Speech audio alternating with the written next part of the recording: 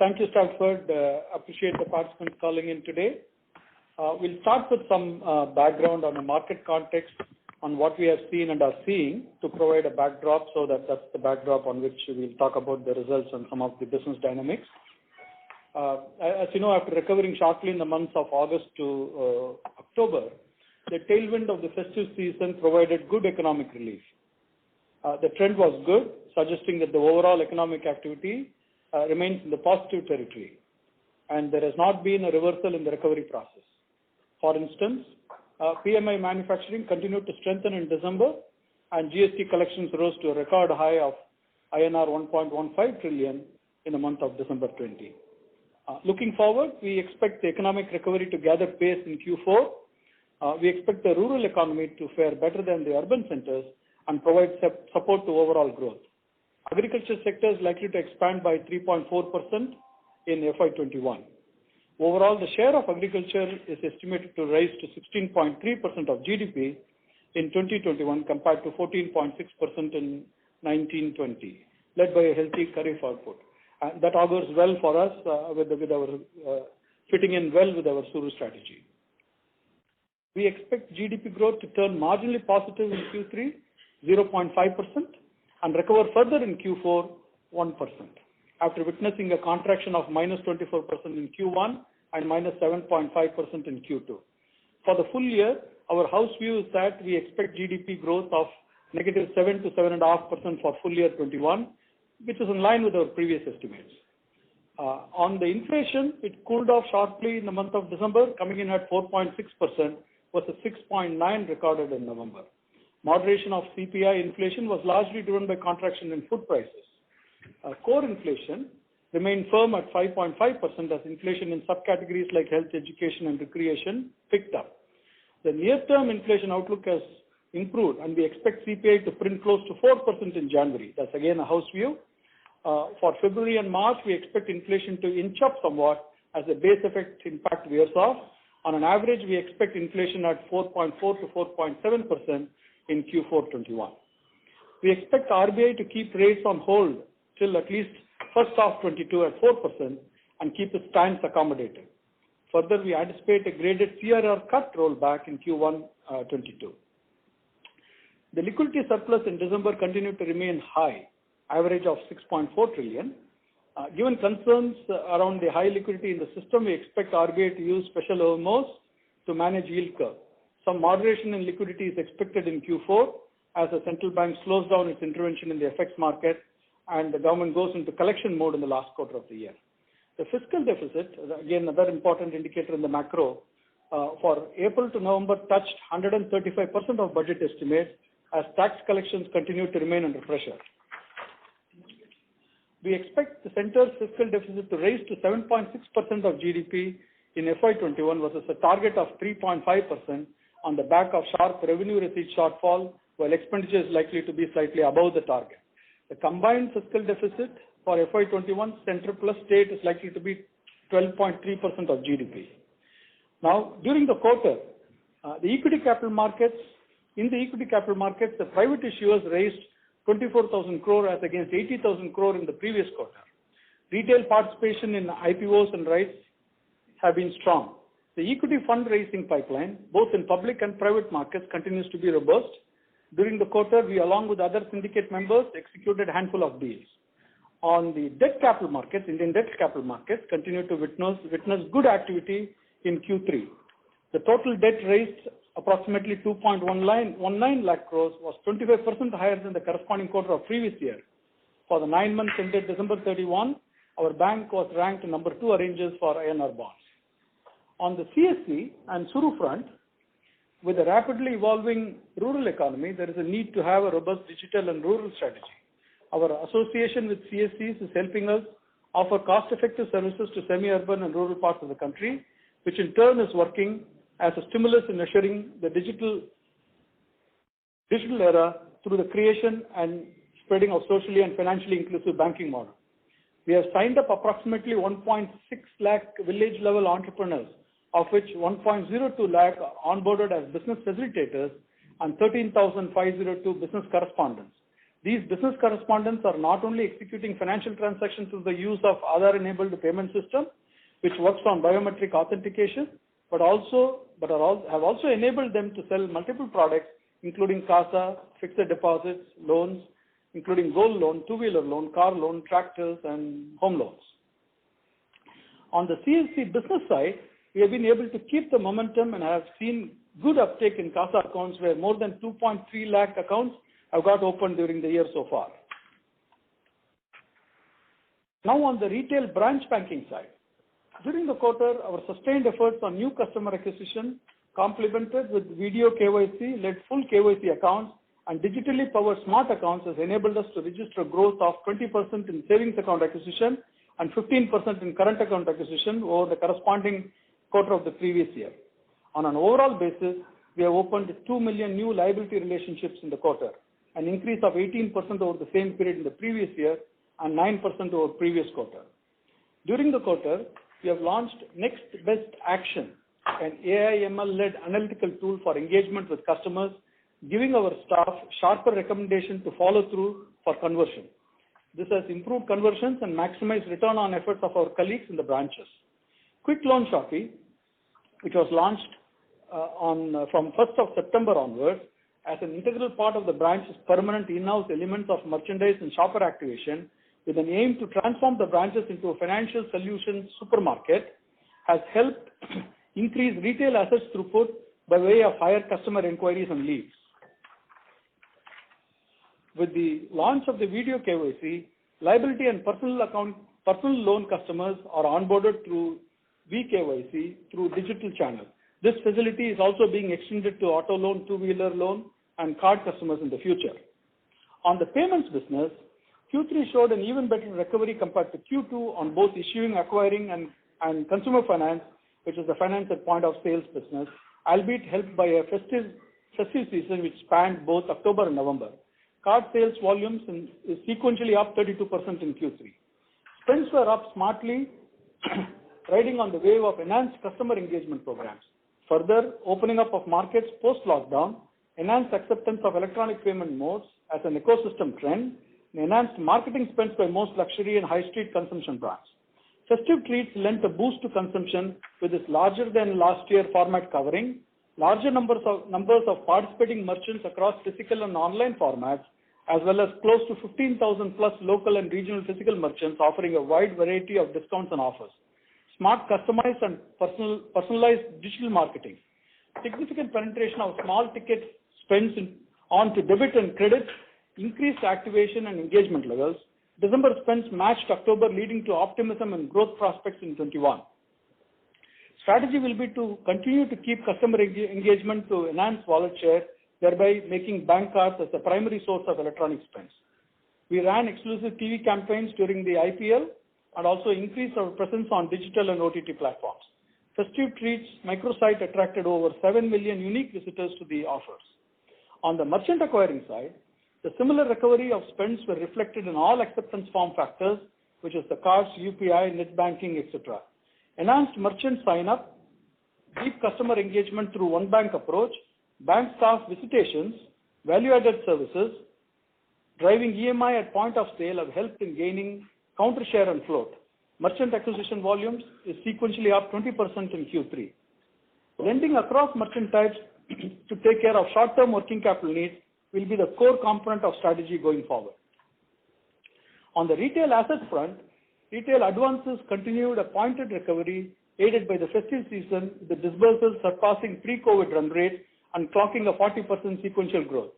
Given the solid foundation of our retail asset franchise, we are confident of sustaining this momentum and making strong gains in market share. Arvind will have more color on this as we go later in this call. On the wholesale and SME segment, the performance of wholesale business across large, mid and SME corporate was at par with the pre-COVID trends. Bank continued to gain market share due to diligent adherence to sales process. We'll have Rahul cover this later as we go along. On the collections front, the bank entered Q3 with a cohesive strategy to manage the volume increases anticipated owing to the end of moratorium relief. The bank's primary goal was to stabilize resolution rates within short order to progressively reduce the quantum of accounts flowing through into higher levels of delinquency. Jimmy Tata will talk more about credit and collection as we go along in this call. Now, getting on to a few comments on the franchise balance sheet strength. We have further built on the strength of the franchise and continue to be positioned well to reap the market opportunities. The recent customer relationships that we have built are performing well in accordance with our vintage models. This has enabled a robust buildup of deposits, thereby maintaining strong liquidity position. The bank's average LCR for the quarter was at 146%. Rupees 95,000 crores of surplus, or approximately $13 billion, considering 110 LCR as a floor. Capital adequacy ratio is at 18.9%. We have 7.8 percentage point more capital than the regulatory minimum of 11.075%. Our CET1 at 16.8% is 9.3 percentage points more than the regulatory minimum of 7.575%. The balance sheet is resilient. The floating and contingent provisions totaling to approximately 10,000 crores built over a period of time helps in de-risking the balance sheet. We continue to originate loans in accordance with our proven credit models. We have handled diligently the restructuring requests, which we'll cover more as we go along on credit. Now getting to the results highlights for the quarter. Net revenues grew to 23,761 crore, driven by an advances growth of 15.6% and deposit growth of 19.1%. Net interest income for the quarter was at rupees 16,318 crore, up 15.1% over previous year and grew by 3.4% over previous quarter. For the quarter, the core net interest margin was at 4.2%, prior year was also at 4.2%, and prior quarter was at 4.1%. As mentioned earlier, the bank's average liquidity coverage ratio was at 146%, while the excess liquidity positions the bank to cater to potential demand in future. It impacts current NIM by around 15 basis points. This drag was offset by monetizing some of the investments in the form of trading gains as we have done in the past quarters. Moving on to the details of other income. Total other income, 7,443 crores, was up 11.6% versus prior year and up 22% versus prior quarter. Fees and commission income, constituting about two-thirds of other income, was at rupees 4,975 crore, grew by 9.9% compared to prior year and 26% compared to prior quarter. Retail constitutes approximately 94% and wholesale constitutes 6% of the fees and commission income. FX and derivatives income at 562 crore was higher by 7% compared to prior year of 526 crore and was almost flat to prior quarter. Trading income was at 1,109 crore for the quarter. This represents the ALCO strategy of monetizing some portion of the gains from excess liquidity investments, similar to prior quarter levels. Other miscellaneous income of rupees 797 crore includes recoveries. On the expenses, operating expenses for the quarter were rupees 8,575 crore, an increase of 8.6% over previous year. Year on year, we added 282 branches and added 55 branches during the quarter. We have opened 231 branches during the 9 months of this financial year. These levels of branch build accomplished on an average are slightly above one branch build per working day. By the end of this financial year, we expect to open approximately another 100 branches or so. Since last year, we added 1,008 ATMs, cash deposit and withdrawal machines, and 249 during the quarter. We have 13,502 business correspondents managed by common service centers, including 1,532 opened during the quarter.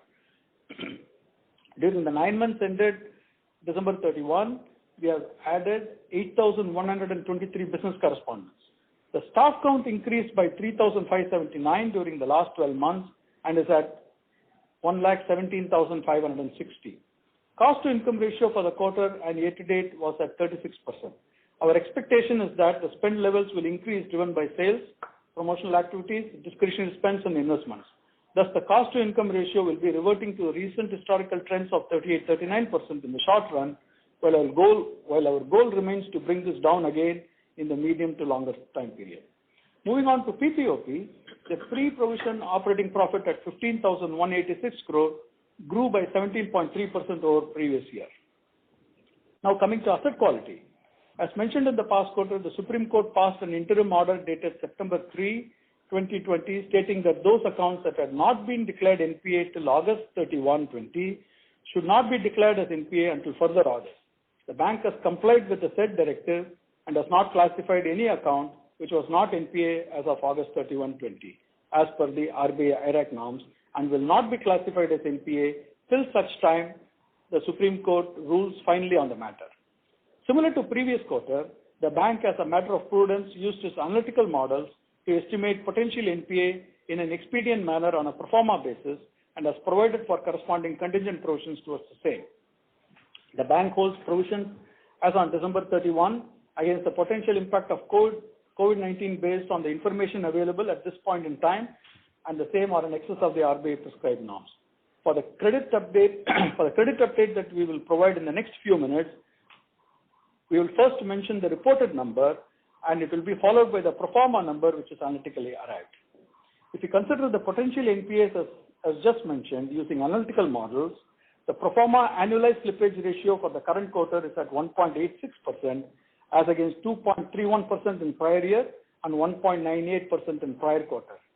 Year-to-date 9 months pro forma annualized slippage ratio is at 1.67%.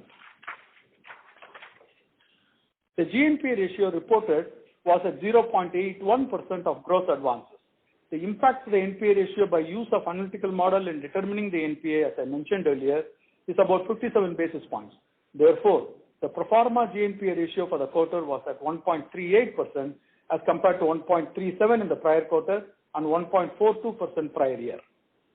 GNPA ratio for the quarter on a pro forma basis, excluding NPAs in the agricultural segment, was at 1.2%. Prior quarter and prior year levels are also at 1.2%. Net NPA ratio reported was at 0.09% of net advances. NNPA ratio for the quarter on a pro forma basis was at 0.40% as compared to 0.35% in the preceding quarter and 0.48% in prior year. The restructuring under RBI resolution framework for COVID-19 was approximately 50 basis points of total advances. Now on to the provisions. Specific loan loss provisions reported were rupees 691 crore.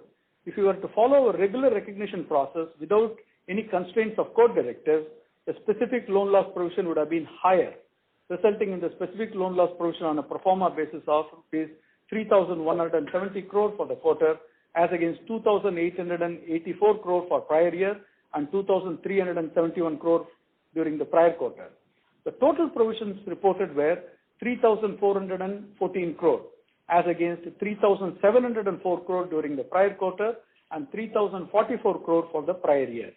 Total provisions in the current quarter included contingent provisions of approximately 2,400 crore. The contingent provision in the form of incremental specific loan loss provision is reflected here. These pro forma contingent provisions will be reversed to specific provision as and when final court order becomes available. The reported specific provision coverage ratio was at 88% as against 84% in the prior quarter and 67% in the prior year. There are no technical write-offs. Our head office and branch books are fully integrated. At the end of the current quarter, contingent provisions towards loans were at approximately 8,600 crore.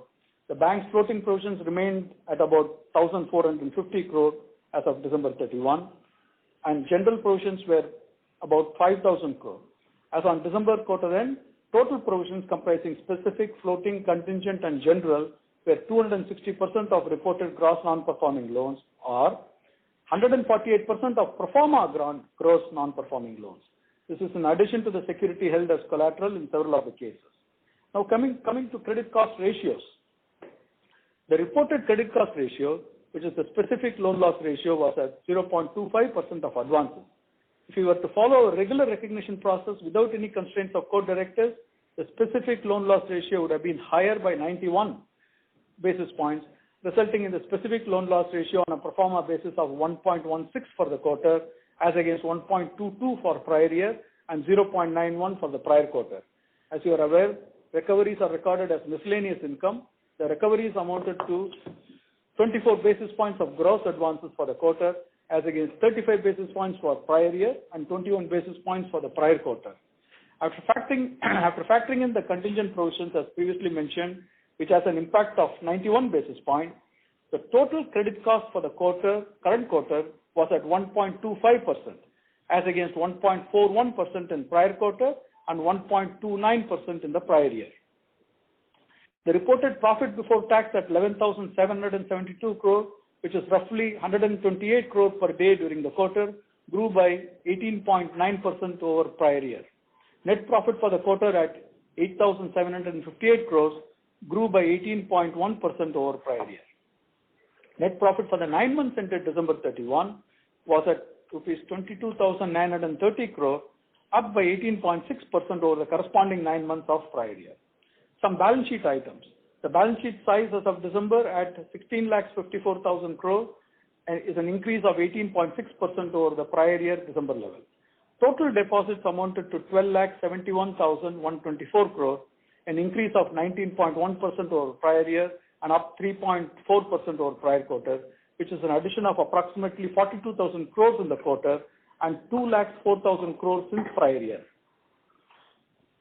Retail constituted about 80% of total deposits and 100% of incremental contribution during the quarter. With our persistent focus on granular deposits, CASA deposits grew by 29.6%, ending the quarter at rupees 5,46,747 crore, with savings account deposits at 3,74,639 crore and current account deposits at rupees 1,72,108 crore. CASA deposit also registered a robust sequential growth at 6.9%.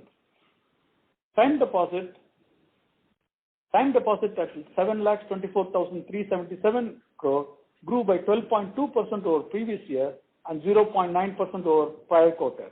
CASA deposits comprised 43% of total deposits as of December end. Credit deposit ratio was at 85% for the current quarter as against 88% in prior year. Total advances were 10,82,324 crore, an increase of 15.6% over prior year and a sequential growth of 4.2%.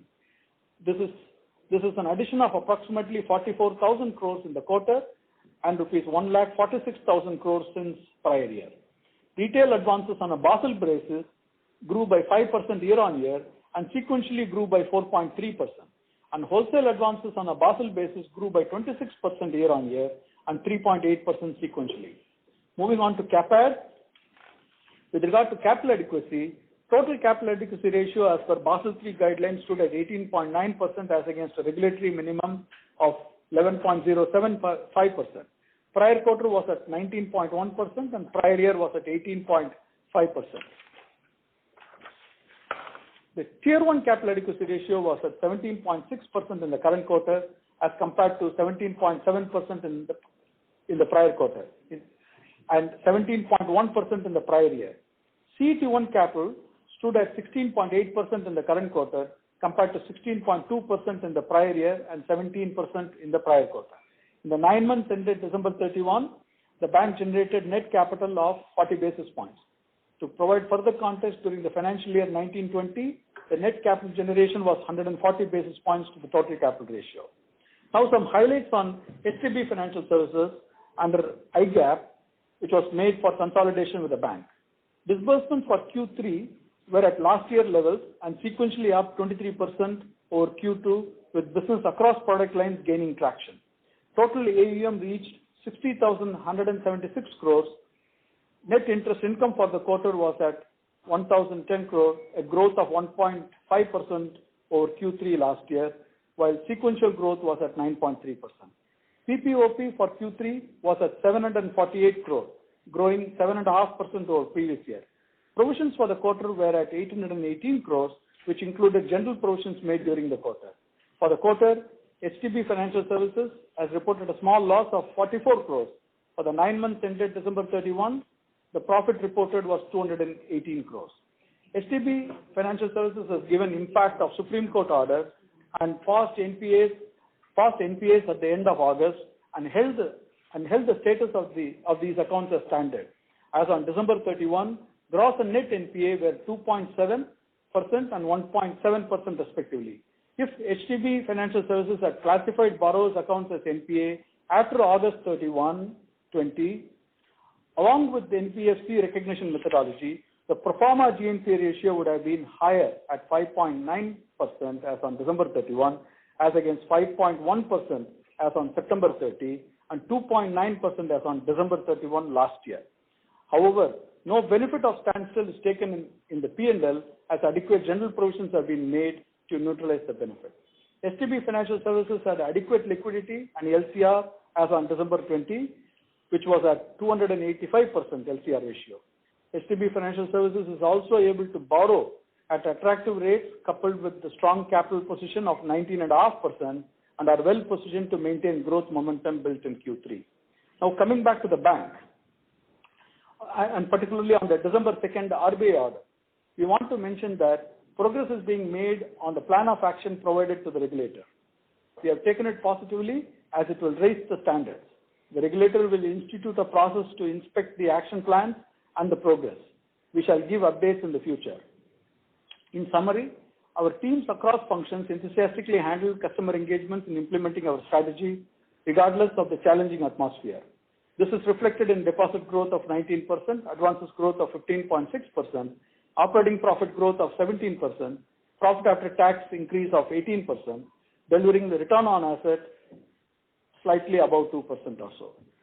With that, may I request Jimmy Tata to give a few comments on credit, and then we'll have some business highlights coming too. Hi, good evening everyone, and thanks for coming again. I'll do what I usually do and just take you through segment-wise, wholesale and SME, and then take a small break while Rahul would then step in and give you some brief on the business momentum, after which go through retail, which would be followed by Arvind's views on the business again. So, on the wholesale portfolio, the wholesale portfolio is now reasonably large at around 5.8 lakh crores. It's been growing well. It continues to grow well in pretty much the same way as we've been reporting over the last 2 or 3 quarters. Most of the growth coming from well-rated public sector and private sector enterprises. Everything is pretty much steady state, so there's not too much news to give you in that sense. The gross incremental portfolio, I don't know if I need to explain our HDB ratings again, but I think if you go back to the previous calls, we have the 1 to 10 HDB rating. It's a model that we keep sharpening and has served us very well for 25 years. 1 is the lowest risk, 10 is the worst risk. 4.37 was the gross incremental in a portfolio during the quarter, which corresponds well into the AA, AAA category. Around 68% of the portfolio is rated HDB 5 and above, which measures into a AA again. This is just for external reference. It's not that we benchmark it that way. So we have around 67% of the externally rated portfolio. Actually, no, I should phrase that again. 67% is externally rated at AA and above. And since I'm using the word above, maybe I'll just let you know that it's a 50-50 between AAA and AA by and large. The average rating of the portfolio itself remained very steady, and it's been that way for the last few quarters at around 4.4. 70s, the high 70 percentages, I would say, is where the externally rated book. So at this point of time, it's 79, but it's usually in the high 70s of the externally rated book is either AAA or AA rated. 90+% is A and above. Moving into what we usually mention on the unsecured book, the unsecured book always has a better rating than the average portfolio because we do take great caution in what is done in the unsecured space. The weighted average of the unsecured portfolio today is an HDB 3.4 as opposed to the average of 4.4, and thereby the secured book being a 4.57. That's how the average gets determined. So things are pretty much as they were, going well. We are confident, and it seems in order. I think Srini commented on the NPA numbers and the pro forma NPA levels. Within the wholesale book, there is really not much distance between the actual and the pro forma NPAs because the book itself is quite steady and stable. Just take a minute to move into the SME book and let you know what is taking place there. So over the last 2-3 quarters, given the injections of various benefits that have come in from the Reserve Bank and from the side of the government, be it the CLGS or the various measures for agriculture and various other methods, we once again had a fairly good ability to manage. As we had mentioned earlier, cash flows into customer accounts, which we monitor very closely, had slipped in the months of April and May. From June onwards, quite happy to report that there has been a strong bounce back, and I'll come back to this in a minute. I'll just give you a better flavor of that there, but I'll leave this there for the moment. The 30 plus since the month of September, which is when you can actually measure it, has again shown an improving trend month on month. And I could tell you that the FITL in the SME book is a 0.74 or 0.75 percentage range, which effectively shows the inherent strength of this book. We would, over the last few quarters, have done a lot of analysis and tried to explain to you why we think it is strong, but I would think that this is one of the actually manifested demonstrations of the strength of that book, that not more than this much required to be put into FITL. We also have been doing stress tests on this book, as we mentioned to you some time ago. And initially, in the early days, of course, we were very conservative about it, and we reported that 9% could end up being under stress. We revised that last quarter, if you remember, and it came down. It was much better than we had imagined, so it had come down to around 3. There is again a small positive movement, and today around 2.3% is where we consider there may be vulnerability, which we watch rather closely. The utilization of facilities in the SME book has been steady over this entire period at around low 70%. The number itself doesn't matter. It's the fact that it is steady that we look at, because this is based on working capital limit, it is based on availability of drawing power, etc., etc. So that once again puts things in a good light, and it carries on the same way, so I'm not dwelling too much about it. It's pretty steady state. Industry classification and diversification, once again, very granular. Nobody except agriculture, which is, once again, as I mentioned, is directed lending. So you have to have a particular percentage in it. It crosses 5%. All other industries in this SME book are below a 5% level. And I think if you go to industry numbers 6 or 7, it starts moving down to 3 and then to 2s and much lower than that. So there's a tremendous granularity in that.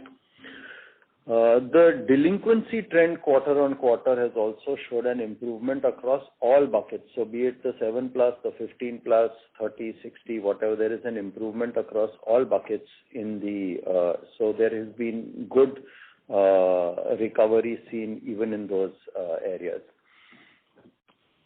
Coming to the few points then that we usually mention, which are some of our own individual metrics, our self-funding ratio. Once again, I must caveat, as I always do, this is not security. This is the bank's internal measure of the customer's wealth and liquidity in the SME space.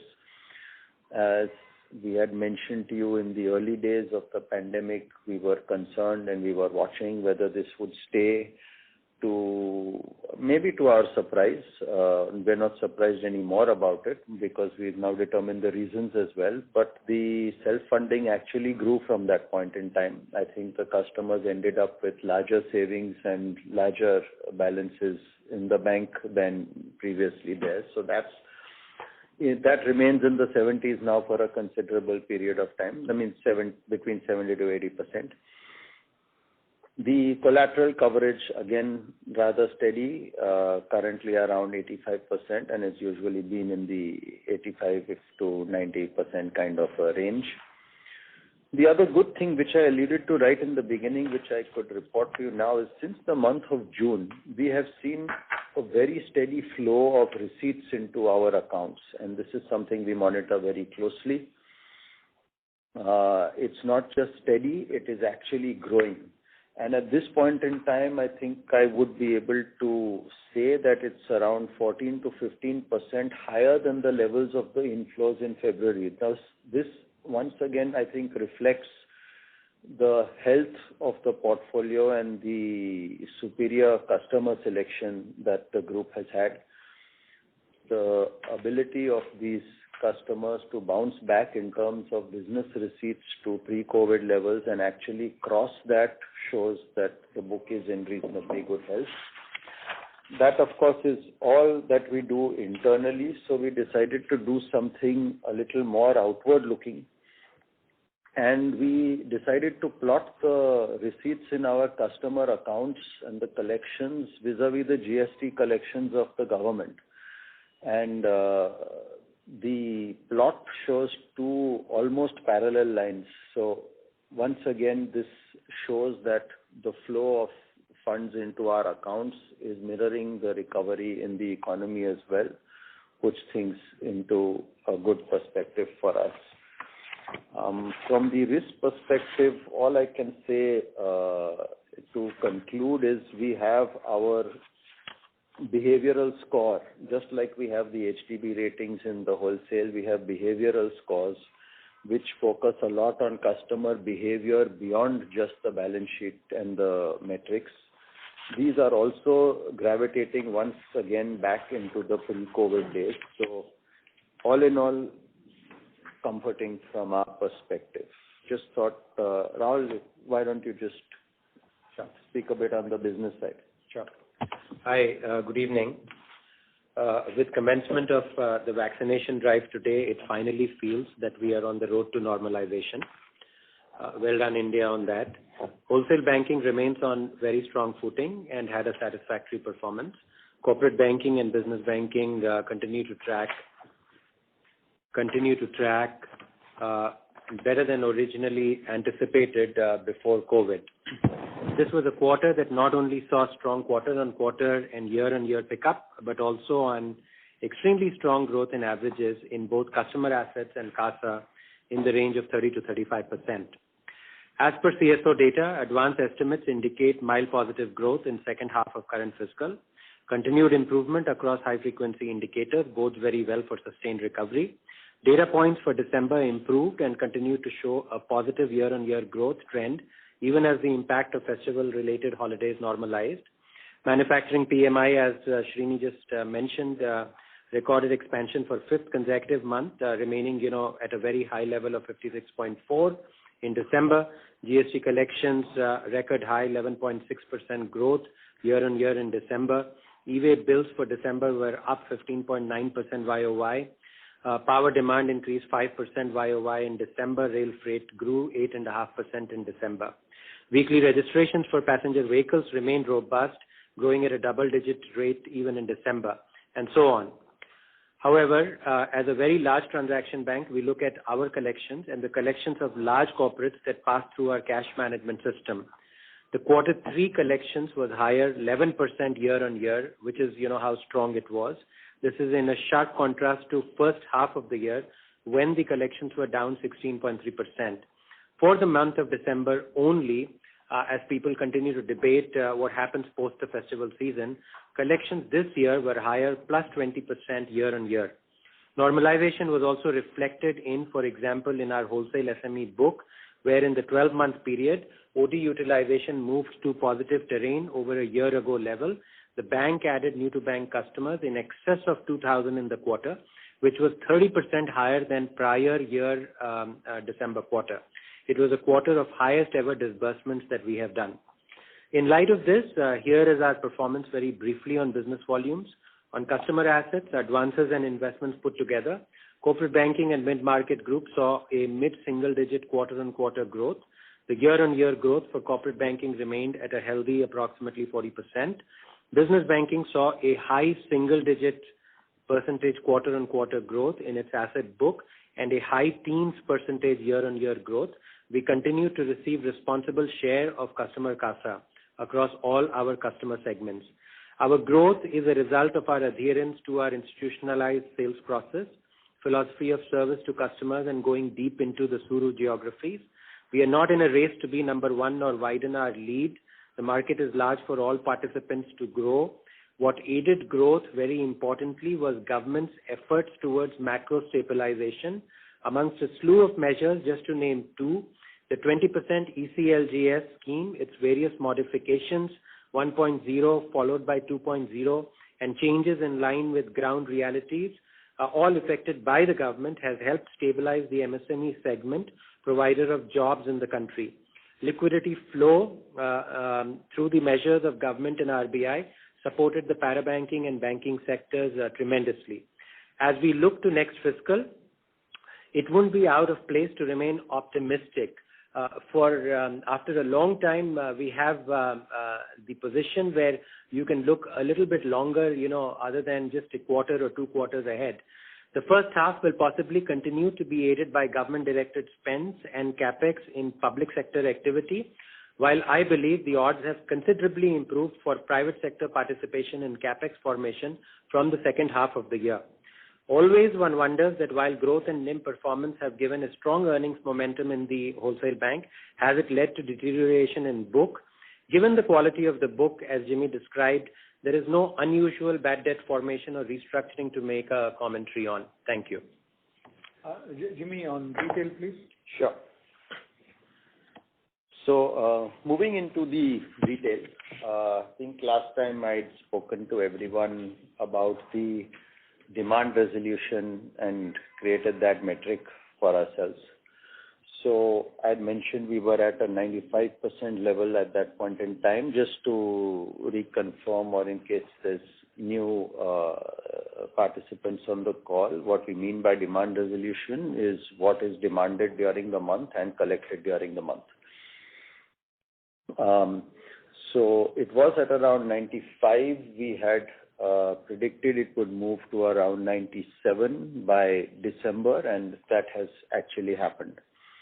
Just to compare it with pre-COVID levels, this would be levels a little over 98%, so we are very close to it. And we would be getting there. There has been a month-on-month improvement in all these months, and in this as well as several other metrics, so we do intend to get there shortly. Looking at the check bounce trends, these have also been improving month-on-month since September, when we naturally started measuring it again. There was no point during the moratorium. And those are also moving and once again gravitating very close to the pre-COVID levels all over again. Of course, these vary product by product, but on an average across the bank, that is how it is going. And let's not use that word average lightly. This is happening across products. So it's in every product, and that's how the average is effectively being built. If we move into the collection resolution, by which we mean the resolution of the cases that have actually bounced, this also is improving month on month, and therefore is a very encouraging trend. And in fact, the bounce resolution has actually gone better than the pre-COVID numbers in the recent months. If we look at the higher buckets, the resolution is not over and above the pre-COVID months like the bounce resolution is, but once again, getting there in a sense. So all in all, the collection situation is improving as we move along, and we hope it stays that way, of course, and not much else to report in that particular direction. Agriculture has been a sector that has performed relatively well during this entire pandemic. It's holding up well. There are, in fact, a few signs we have observed recently that might lead us to say that things are getting better than the historical levels. But at this moment of time, we'd like to continue doing some more research on those and wouldn't want to put them on the table. So let's just continue to say that things are holding up well in the agri front. Recoveries also, which means recoveries on written-off cases, doing rather well since the last few months, and we are now around 15% over the pre-COVID levels when it comes to the month-on-month recovery as well. So all in all, I would think reasonably good situation on the collection and recovery front for all of us. To just take a minute on one or two other things that have been little peculiar to the quarter. One is the restructured assets. So I had mentioned in the last call, if you recall, that the restructuring, while it had gone live, was a little damp and not very enthusiastic in terms of its response. But I'd also mentioned that it was very early days and something could emerge going forward. That turned out to be true. Two things happened. One is perhaps customers themselves felt that they should apply while the opportunity was there. But I think what helped it beyond that was the regulatory environment changed, in which it was permitted to do the restructuring on a mere request rather than to insist on a lot of documentation and justification for the same. So what we did was we tried to approach customers dynamically because we did see this as an issue and we did want to be human about it. And whoever did apply and was basically eligible on absolutely basic grounds was offered the restructuring, and therefore the restructuring numbers did go up towards the end of the quarter. A lot of this restructuring, therefore, just would want to draw one distinction for the benefit of everyone. The restructuring that has been done is largely based on customer request because we did want to take a human approach to this. It is not reflective of the bank's view on what would happen to that particular asset or the portfolio. The pro forma NPA that Srini referred to and also gave the numbers for earlier on is what the bank's view is on what would happen in terms of any asset turning non-performing. So I just thought I'll draw that distinction between how we handle the restructuring and the pro forma. They are two different things. Yeah, and the restructuring is 0.5% of total. Yes, you mentioned that. You had mentioned that. Also, a small update on asset sales. We have always in the bank been looking at, and we're also required to do it regulatory, but we do it anyway. We periodically examine the entire portfolio of bad assets and we decide whether it is worth disposing some assets or retaining them for recovery. Whether we write off or not, of course, as you all know, we do not stop recovery efforts. So we do examine whether a sale could provide us a better return than our own recovery efforts in various assets as well as pools of assets. And whenever we do see that opportunity, we do sell the assets. Historically, as you would know, in the Indian context, the market has actually really been strong for wholesale stressed assets, and there hasn't been much of a market for retail stressed assets. As you know, our wholesale stressed assets have not really been fortunately very large, and for that reason there hasn't been that much of a sale. But in the recent quarters there has been a growing interest from various participants for retail assets as well, and hence taking advantage of that we have examined the portfolio, and since we did receive offers which we thought were commercially in our interest and viable, we have sold some assets in the retail space as well. All I would say is, of course, the entire financial impact of such assets would have been taken in the current quarter, as well to the extent it had not been taken in previous quarters. But there would be no further impact in the future going on over there.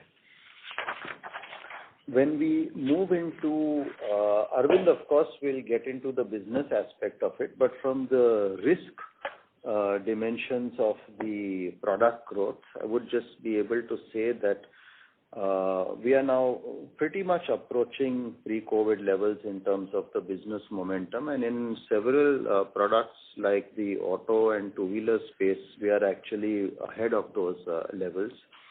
Personal loans are more or less on an even keel with those times, and it is a few products like business loans, etc., where things are not yet completely up to scratch.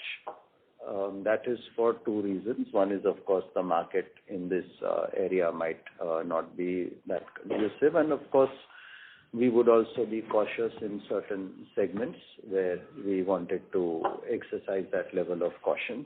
But of course, Arvind will speak more on the business momentum as things progress. I think that's pretty much it from my side, except for, let me just tell you a little bit. I think comparing industry delinquency at this point of time is not going to be very meaningful because of the Supreme Court judgment. We, of course, are trying to work out and communicate our own pro forma delinquencies, but there is no consistent methodology for that. It's probably not good to compare that.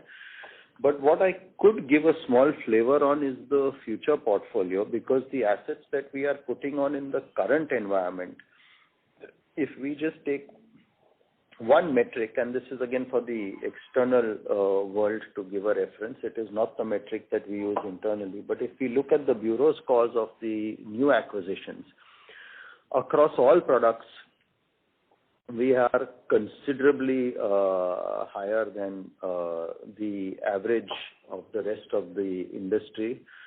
So if you take one of the most significant unsecured products, around 52% of our portfolio is above what is generally considered a very high cutoff score in the bureaus, compared to a 35 for the rest of the market. If you take one of the largest secured products, those two numbers are a 42% for us and a 33 for the rest of the market, with the same high bureau triggers that we are talking about. And if you look at products considered a little more risky, even the current environment, like commercial vehicles, this actually becomes a 2x factor. It's virtually double the injection into our portfolio as compared to the rest of the market with these high-scored customers. Not the way we would want to actually describe this, but probably from an external reference perspective, the best flavor that I could give at this point in time. So that's a little bit on the new acquisition and the quality of the portfolio, because you should know that what is being onboarded at this point of time is of the usual, if I may use the term, HDFC Bank quality. And I'd hand over to Arvind now so he can take it over. Thanks, Jimmy. Okay, the retail assets umbrella of all 11 businesses, whether it's secured, it's unsecured, the retail working capital, the microfinance. I think in the last quarter, when I covered the July to September, I mentioned that we've grown by the double-digit sequential growth. This quarter, October to December as well, we are mirroring a similar sequential double-digit growth on the dispersals. So we have surpassed the pre-COVID run rates this quarter, which you heard Jimmy just sharing with you guys on the retail assets as a whole. Another point to note is that on a December to December, if I compare 20 and 19 Decembers, we are running a double-digit growth on the incremental business for that month as well, on the overall retail assets businesses. We are observing bullish growth rates in the retail working capital, home loans, auto loans, loans against property businesses, our secured arms, as well as the unsecured piece of the retail assets franchise. Let me also give you some ground level feel on what's happening quickly, a quick snapshot. I think the retail working capital, we've seen a massive robust growth on a year-on-year basis. The SME side of the business has been ably assisted with our distribution strength, the bumper crop, a good agri uptake. The government credit line guarantee scheme added substantial value. We are also noticing a tier 2, tier 3 cities robust growth in the last quarter. The home loan business has also registered substantial growth as the market continues to be dominated, I think, more by end users in our observation. The stamp duty relaxation in certain states has given it a boost. Of course, the interest rates also have fueled this growth for the quarter, and we're expecting this kind of growth over the next quarters as well. The gold loan franchise, as you guys have seen, are experiencing an unprecedented high year-on-year growth rates. And looking at that opportunity, we are also sizing up our physical distribution accordingly with the liability branches to grow this in the coming financial year and the quarter that we've entered. In the auto loan business, we've already started inching on the growth path. This December versus last December, we're on a growth path.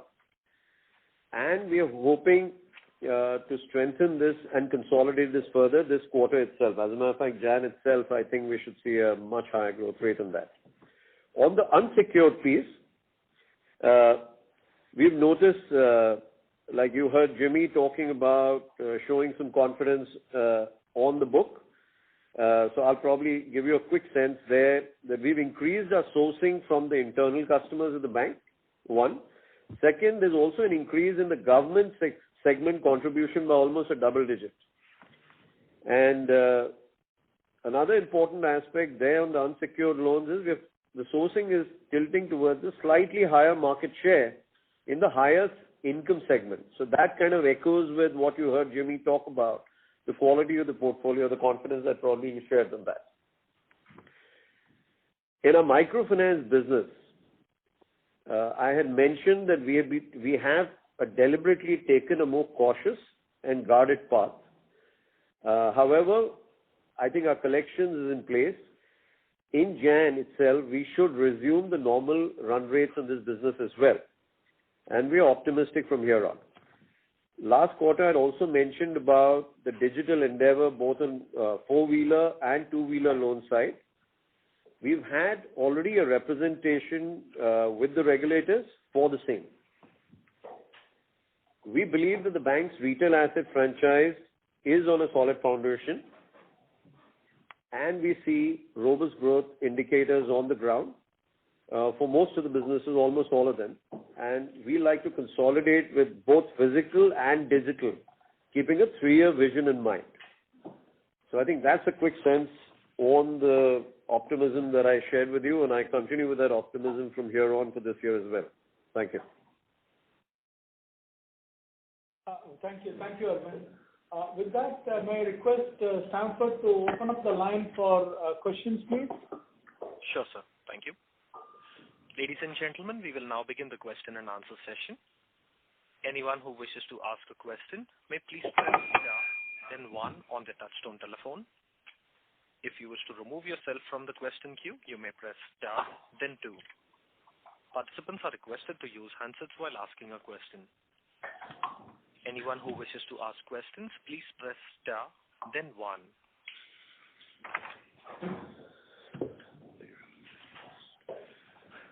The first question is from the line of Mahrukh Adajania from Elara. Please go ahead. Yeah, hi, congratulations. My first question is on slippages. So you indicated slippages of around 51 billion for the quarter, which is very similar to the previous quarter, even after 4 months of aging of moratorium loans. So could we, is it fair to assume now that slippages have peaked? Because even with so much aging, pro forma slippages are not really higher than what we saw in the previous quarter. Mahrukh, the way to think about slippages is that this is a pro forma slippage, which is, that there is a standstill as of August 31st. Even in last quarter, that we did tell you that we did a pro forma, including acceleration, right? That last quarter we did do that. And in this quarter also, we have done a pro forma through an analytical approach. While I'm not going to venture into giving a forecast of where we will end, we believe we are fairly reasonable in making these kind of approaches to get to the pro forma in terms of slippage. Okay, and could you share the movement of NPLs, as in what was upgraded and what was written off and recovered during the quarter? I believe you got the slippage is 1.86, which is, they call it 4,900 and change. That is the slippage. And then the differences between upgrades and recoveries and write-offs. Okay.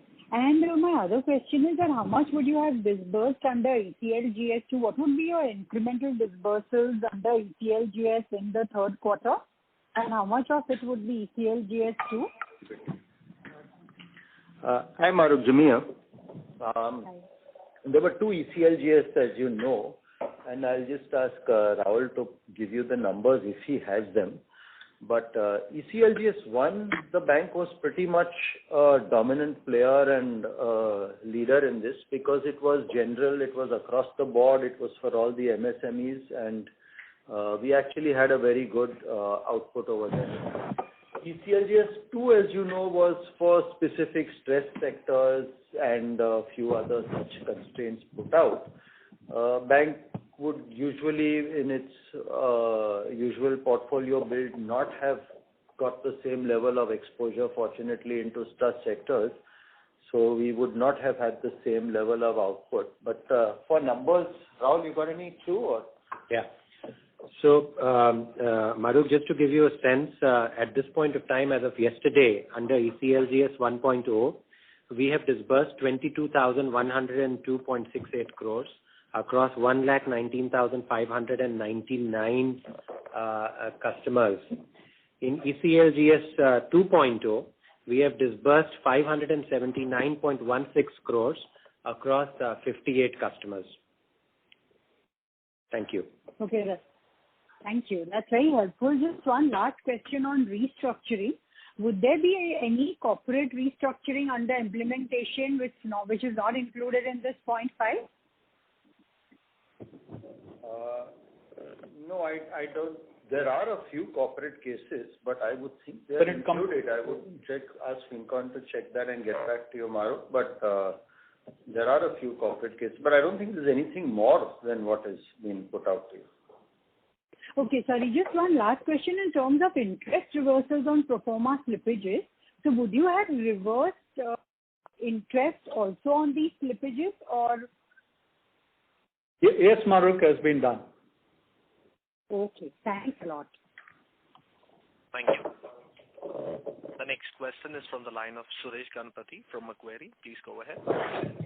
Yeah, hi. My question is first on the qualitative front, on the technology side. I know the last time it happened was because of a power outage, but then how confident you are that you can really handle higher and higher volumes? What are the qualitative changes that has been done? If you can just reflect upon that. And also, when do you think you're going to call RBI for a review, and by when this could get resolved? And the second related question to this is that your inability to add credit card customers doesn't necessarily affect account openings. Has there been some kind of a reduction in account openings because of that? And sorry, finally, the last question is a clarification from Jimmy Chata. So you are saying that 1.38% is the pro forma GNP and 0.5% is restructured assets. Does this mean that this 1.38% pro forma NPA also includes part of this 0.5%, which can potentially go bad? Because this is basically an analytical NPA number that you are giving. Yeah, thank you. Taking the last piece first, Suresh, hi. Yes, there would be some of it included, but I did mention earlier, and I would take pains to point out that the restructuring has been done very genuinely based on customer requests and what they wanted, and not on what the bank's view was in terms of the performance or ultimate slippage of the asset or not. and therefore the pro forma NPA is a separate methodology and calculation, and the restructuring was based on customer request. That said, would some of the customers who requested for restructuring be included in the pro forma NPA? Yes, I would think so. Okay, that's clear. Yeah. But definitely not all. Definitely not all. Okay. Getting to the other two, the first one in terms of the technology upgrades and technology process, what we are trying to address. We have several action plans, from strengthening of the disaster recovery or the recovery point and the recovery time, and automating the orchestration tool to get onto the DR side, or architectural efficiencies, cloud strategy, etc. There are several strategies that we have. Some are long-term, like the cloud strategy. We should put that to the side because those are long-term. It could be 12 to 18 months, right? So leave that to the side because that's not an immediate thing. That's more of a longer-term thing. But the rest of the things that we have envisaged in the action plans we're working out, anywhere could take 10, 12 weeks from our side. But then from then on, the further time frame is not something that we manage. We will leave it to the regulator to handle in form of further inspection, as I mentioned in my initial remarks, where they can inspect and institute the process, how they will inspect and look at the action plans and the progress around it. That's not something that we can manage or we can tell you. But certainly we'll keep you updated in the future as we go along and get to know more about that. In terms of the card accounts, yes, as I alluded to, from a liability account opening relationship point of view, 2 million accounts we opened in the quarter. It is not hindered, right? We have added robustly on the liability relationship. And as you know, when we get the cards, more than 2/3 of the accounts are coming from the liability base. And so from that sense, we haven't seen any kind of an impact on that sense on an immediate basis. But, to the extent that these are all temporary, we should get back. And we know that the life cycle of a card to become little meaningful is actually a 2-year journey for a card to become meaningful in its life. Right? When a card is acquired, there's a 30-day, 60-day, 90-day kind of a time frame by when there is a program for activation and engagement. And then from then on, it takes another year and 9 months for the build-up to happen before it reaches the life cycle top.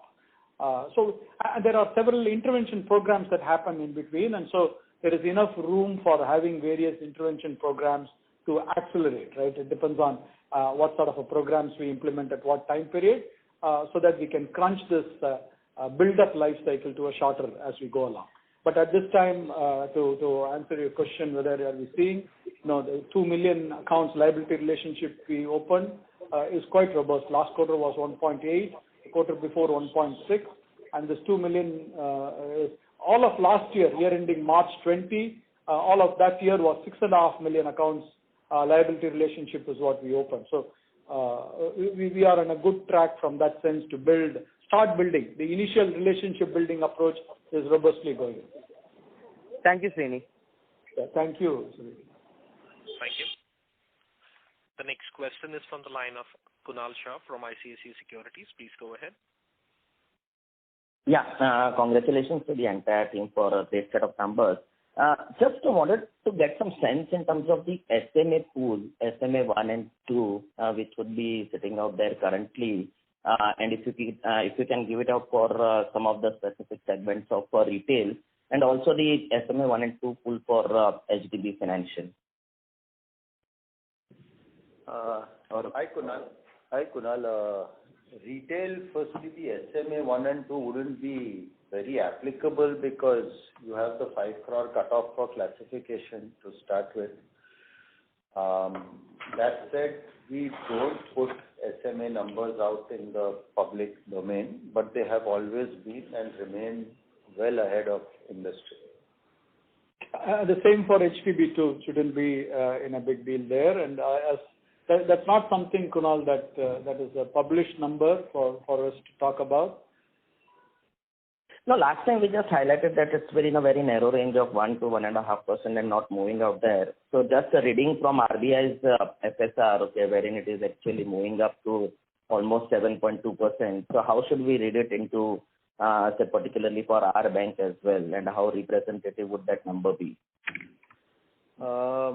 We do not have a creep, is all I can tell you. Okay.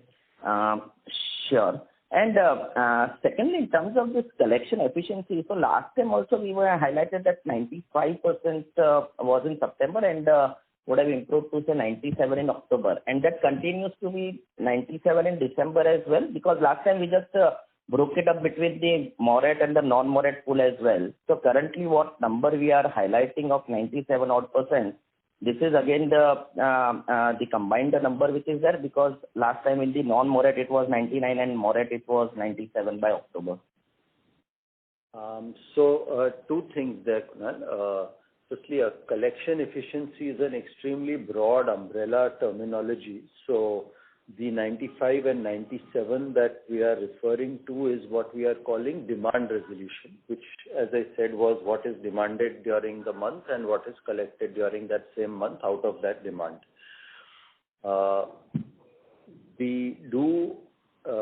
So yes, this was at 95 the last time we spoke, and we had thought we would be able to move it to 97, which, as I mentioned earlier, is very close to the pre-COVID numbers as well. And we have managed to do that, yes. Okay, sure. Did I manage to answer? Yeah, so maybe last time we highlighted October also 97, so just trying to gauge in terms of October to December, was it flat or there was month-on-month improvement? Yeah. I don't know, I don't recall exactly, but it has progressively moved from 95 to 97 by December. Okay, sure. And it's progressively moving up. Kunal, let me answer you. It has been consistently improving. If that is the question you are asking, that's the answer. Yeah. Okay.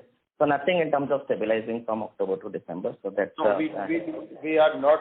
No, there is no plateau in this. If that's what your question is. Sure. Yeah. Thanks. And lastly, we highlighted in terms of sale of retail distressed assets. So how much was that pool, overall pool was? And how is it coming? So we said that maybe we are seeing a better recovery than the internal, and that's the reason we are selling out. So at what haircut would that portfolio be going out? Yeah. If you can just highlight, is it a significant one or what is the quantum? The recovery that I mentioned and the sale are two completely different things. I'm not including the recovery under sale in what I was telling you. The recovery is what we have recovered through our own efforts on return of assets. No, we just highlighted that wherever we see that, okay, sale proceeds are better than what we would have recovered internally, we generally approach it in that particular way, and we sold out some retail assets. So just wanted to get the sense in terms of what was the proportion that was sold out in this quarter, and at what, maybe in terms of what would be the any provisioning that would have been made of that sale as well, yeah. As it relates to the assets that were sold, Kunal, any financial impact, P&L impact or the delinquency type of reporting impact, either in this quarter or in prior quarters, it has happened, right? And so there's nothing more on that from that sense. You know what I mean is that they are either declared NPA prior, or in this is part of the pro forma in this. So that's why I have told you 1.38, and it has gone out, right? So there is nothing more on those that front, if that's what you're asking. Okay. No worries. Yeah, thank you. And from a recovery point of view, for your information, I alluded to the miscellaneous income carries any recoveries. 24 basis point on the total portfolio. That was the recovery in this quarter. Last year, I think it was 30 basis points or so. And last quarter, I think was 21 basis points or so. That's the kind of recovery rate at which we have recovered. Yeah. Okay. And nothing worth highlighting in terms of the quantum sold out. So not a significant one, I think. No. Okay. Yeah. Thanks a lot and all the best. Yeah. Thank you. Thank you. Thank you. The next question is from the line of Jay Mundra from B&K Securities. Please go ahead. Yeah. Hi, sir. Good evening. Sir, first question is on asset quality.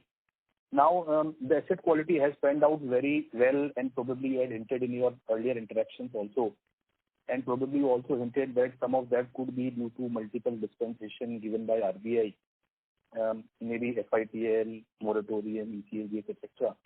So, do you suspect that as these dispensation gets unwinded, there could be some let us say impact on the slippages as we go into FY22, or do you think they should not have any meaningful impact?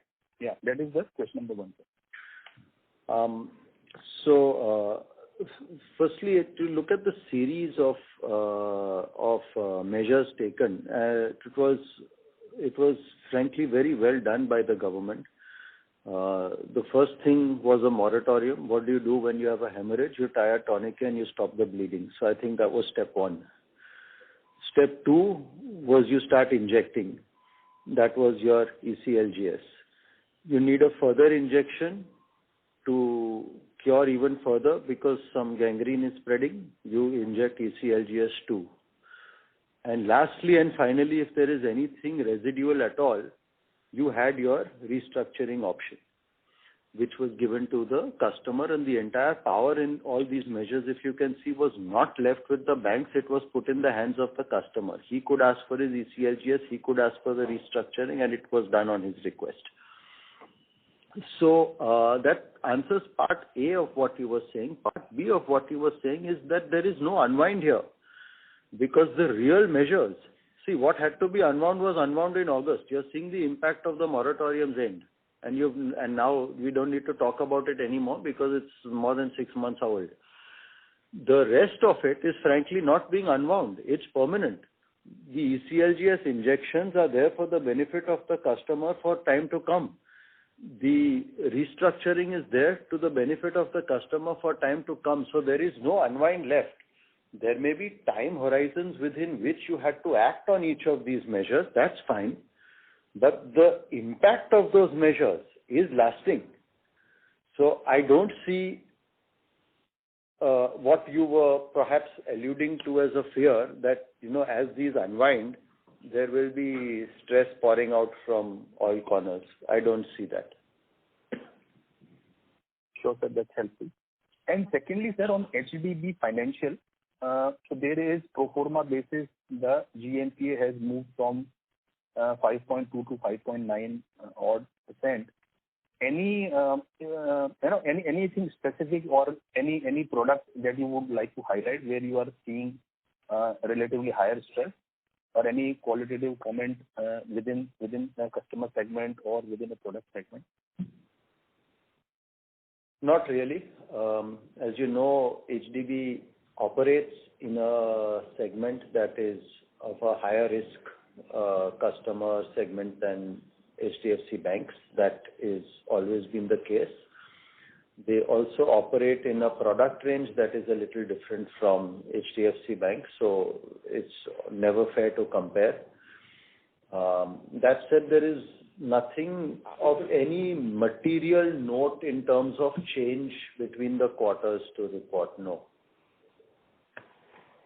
Sure, sir. And the last question, sir, correct me if I am wrong, but if I compare RBI data that they give on on the sectoral basis, it looks like that the retail growth is even lower than the RBI reported retail growth. So could you, that has been there for the last 2-3 quarters. So could you provide some commentary around that? Thank you. We'll leave the growth in the bank. Industry is talking about. We gave our numbers, Jai. We talked about the growth that we have. Jai, we have always said, and maybe from that respect, we have our policies and product programs, and we grow as much as we can within those policies and programs. We aren't really guided by how competition is growing from time to time, and we take guidance from our own programs. So I don't have the numbers you are talking of with me, but if at some point of time we grow slower than the market, at some point of time we'll grow faster than the market. What I can tell you is we grow within our program, which we consider to be the safe limits for growth. Thank you. Sure, sir. Thank you so much. All the best. Thank you. The next question is from the line of Shagun Verma from Goldman Sachs. Please go ahead. Yeah, hi. Good evening. This is Rahul here. And actually, a couple of questions. First one is on this restructuring. So can I just understand? Just trying to understand here. This 0.5% would largely be corporate, and would we be done with it? Because I think there is an element of integrator agreement also, right? Particularly for the larger cases, if at all we have got exposure there. So could there be some more loans that can show up in this number in the fourth quarter? That's question number one. Rahul, it is in this one. It is predominantly a lot of it is retail. That's one thing. The second thing is that whether we're done with it. Things in the pipeline where some documentation completion can happen subsequent to January 1st can happen. Will that be a big number, material number? No, it will be insignificant. We don't foresee big numbers coming through that process. What's your second question? Yeah, I'll ask that. Thank you so much, Srini, for that. Second one is actually on the retail growth. So quarter on quarter, the book has grown. So definitely disbursements have grown much faster, as Arvind was alluding to. Just trying to understand, can you give us some flavor about the growth in number of customers versus the balances? Which way, the volumes would have moved, in terms of number of customers? Because the industry-wide, the check bounce rate still is fairly elevated. So are we definitely benefiting from the market share consolidation, which would reflect in value terms? So just trying to get some more color on that without getting into the numbers. I don't have a particular customer count, but it will be broad-based in terms of growth rather than a concentrated growth. Okay. That will be fair. Yeah. Okay. Just one data keeping question, Srini. Can we get the write-off number for this quarter?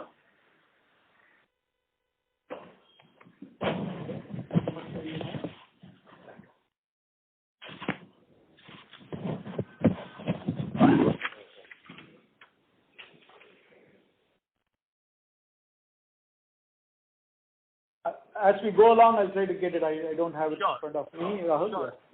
Yeah, just the last question. Srini. So, the Reserve Bank of India, had put out this draft paper for the NBFC's path forward.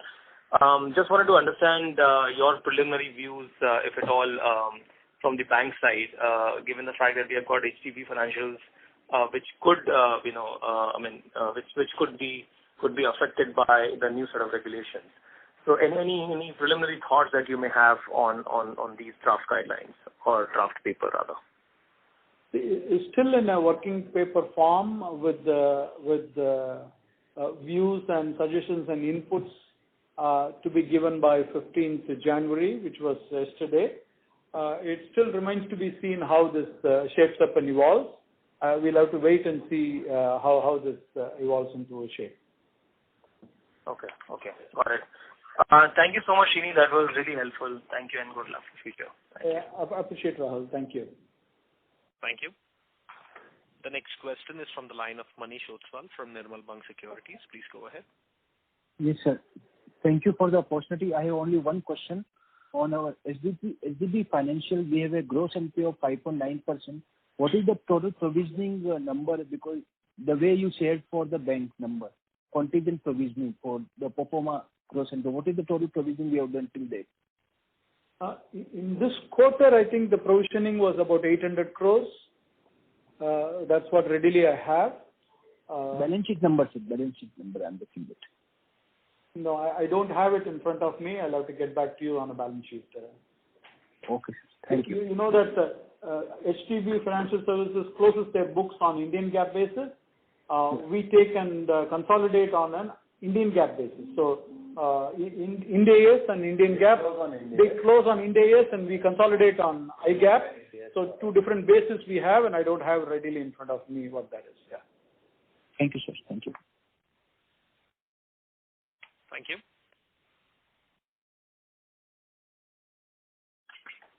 The next question is from the line of Abhishek Murarka from IIFL. Please go ahead. Yeah, hi, good evening, everyone, and congratulations for the quarter. So just a couple of questions. The first question is basically on net interest margin, and if I see, in the last 3 or 4 months, that's how far back the last, TD rate cuts or rate cuts were. So is there, a base forming in terms of cost of funds, whereas, there is pressure on yields. So do you think the NIMs are largely at a, higher end of your band? The second question would be on the unsecured growth. I think you've alluded to it, but I just wanted to know on a gross basis, how much credit card do you issue, let's say on a monthly or a quarterly basis? Just a ballpark will do over there. Thanks. These two questions. Okay. First is relating to the net interest margin. Yeah. The bank has operated on a net interest margin between 4.1 on the low side, 4.4, 4.5 on the high side. If you look at it over a period of time, that means if you look at it for the last 3 years, don't look at quarter to quarter, but look at annually if you wish. Look at 3 years, 5 years, or 10 years for that matter. That's the kind of range the bank operates. So at 4.1, 4.2, you can call it at towards the lower end, right? To the left of the center. That is the kind of range this 4.1, 4.2 is. From where we are over a period of a longer cycle when you look at it. Yeah, Srini, but the point is, in this part of the cycle, let's say in the medium term, not immediate, but we are growing faster on the corporate side, and that is pressurizing yields. Whereas on the cost of fund side, you would, be close to a bottom in terms of the ability to cut rates further. So, do you see, the bank hugging, let's say, the lower end of the band for a while, or do you think you can grow retail fast enough incrementally and sort of get NIMs back up? There is no one particular target that we shoot for, but the way we manage in the ALCO is assets are priced based on our cost of funds. We run ALCO once in 2 weeks and we price the products according to what we can do and what we want. And the way the bank as a whole we have managed is to operate it within this broad band of 4.1 to 4.4, 4.5. Within that band is what we target to manage. And what at the end of the day, the volumes come in, the demand comes in and shakes out, that's where it comes. And so sometimes 10 basis points can go down, 10 basis points can go up. But that shakes out as a part of the process. But the way we follow is like this. We look at the assets are priced based on our cost of funds and according to the risk measurement that we have for different category and segment of customers. Sure. Thanks. That helps. Thank you. And regarding the credit card? That's not something we have published, and so I don't want to put something new. That's not something unless it is there in the public forum, it is there, but otherwise we have not disclosed that number. Yeah. All right. Thank you. Thank you. Ladies and gentlemen, that was the last